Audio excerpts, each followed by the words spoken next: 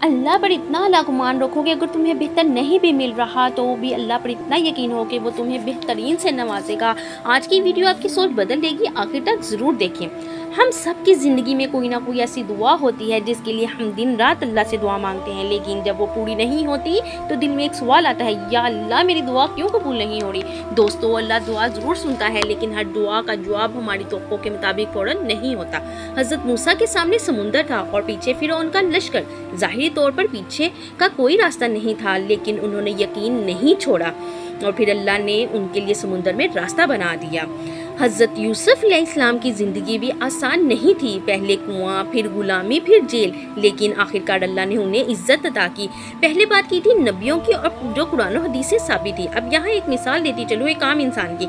माँ से जब कोई बच्चा चीज़ मांगता है तो वो उसको समझाती है, चाहे बच्चा जितनी मर्जी जिद करे, तो वो तो फिर खुदा है जो 70 माओं से भी ज़्यादा हमसे प्यार करता है। यकीनन यहाँ आपको मेरी बात समझ आई होगी।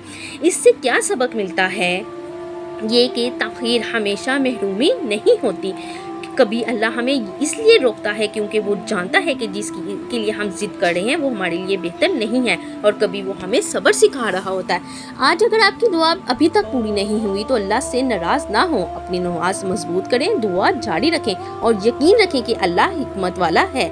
शायद आज आप जिस बात पर रो रहे हैं कल इसी पर अल्लाह का शुक्र अदा करेंगे। इसीलिए दिल से कहें, या अल्लाह मुझे अपने फ़ैसलों पर राज़ी रहने वाला दिल अता फरमा, और ये वीडियो शख्स तक ज़रूर पहुँचाए जो इस वक्त किसी मुश्किल से गुजर रहा है। वीडियो अच्छी लगी हो तो चैनल को सब्सक्राइब करो और ऐसी इस्लामिक वीडियो हासिल करने के लिए बेल आइकन ऑन करना ना भूलें।